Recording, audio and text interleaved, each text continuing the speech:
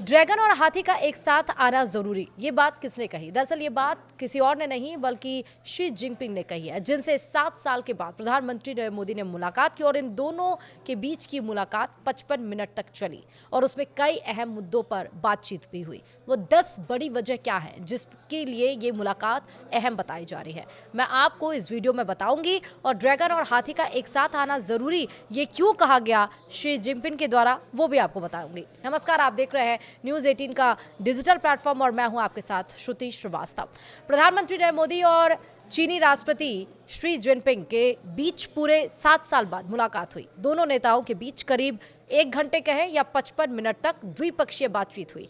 अमेरिकी टैरिफ के बीच दोनों नेताओं की इस मुलाकात पर पूरी दुनिया की नजर बनी हुई है। खास तौर पर यह मुलाकात कई मायनों में डोनाल्ड ट्रंप को परेशान कर सकती है। ऐसा इसलिए क्योंकि शी जिनपिंग ने कहा कि ड्रैगन और हाथी एक साथ आए। प्रधानमंत्री मोदी और चीनी राष्ट्रपति शी जिनपिंग के बीच चीन के तियानजिन में द्विपक्षीय बैठक अब समाप्त हो चुकी है। दोनों में 1 घंटे बातचीत चली। बैठक में चीन और भारत के बीच कई मामलों पर बातचीत हुई।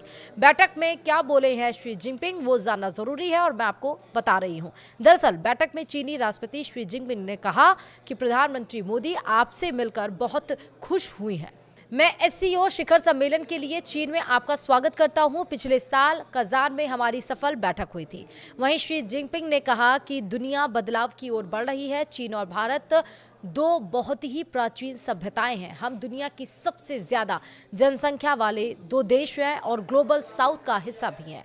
ऐसे में हमारा मित्र होना, अच्छे पड़ोसी बनना और ड्रैगन और हाथी का एक साथ आना बहुत ज़रूरी है। शी जिनपिंग ने कहा कि दोनों देशों को अपने रिश्तों को रणनीतिक और दीर्घकालिक दृष्टिकोण से संभालना होगा। इसके साथ ही हमें एशिया और पूरी दुनिया में शांति और समृद्धि के लिए मिलकर काम करना चाहिए।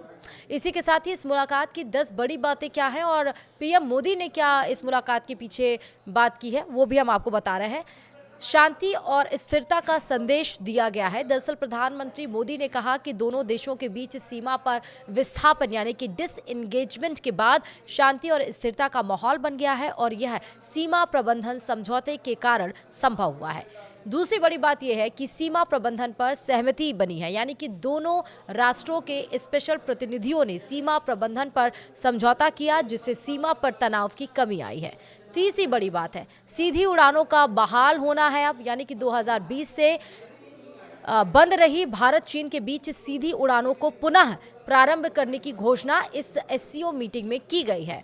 चौथी बड़ी बात, केदारनाथ मानसरोवर यात्रा फिर से शुरू, यानी कि कैलाश मानसरोवर यात्रा को दोबारा चालू करने की घोषणा की गई, जिससे धार्मिक और सांस्कृतिक संपर्क को पुनर्जीवित करने का संकेत मिला है।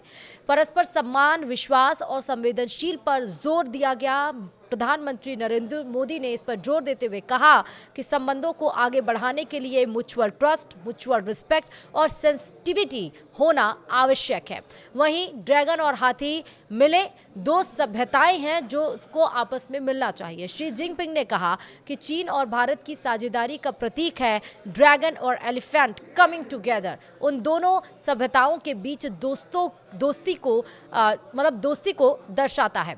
वहीं मानवता के कल्याण के लिए भी साझेदारी में इस मीटिंग पर फोकस किया गया। दरअसल मोदी ने जोर देते हुए कहा कि 2.8 अरब लोगों की भलाई भारत चीन सहयोग से जुड़ी है और यह मानवता के व्यापक कल्याण को प्रभावित करता है। वहीं एससीओ में चीन की अध्यक्षता पर बधाई भी दी गई है। पीएम मोदी ने शी जिनपिंग को एससीओ की सफल अध्यक्षता के लिए बधाई दी और अपने निमंत्रण के लिए धन्यवाद भी व्यक्त किया है।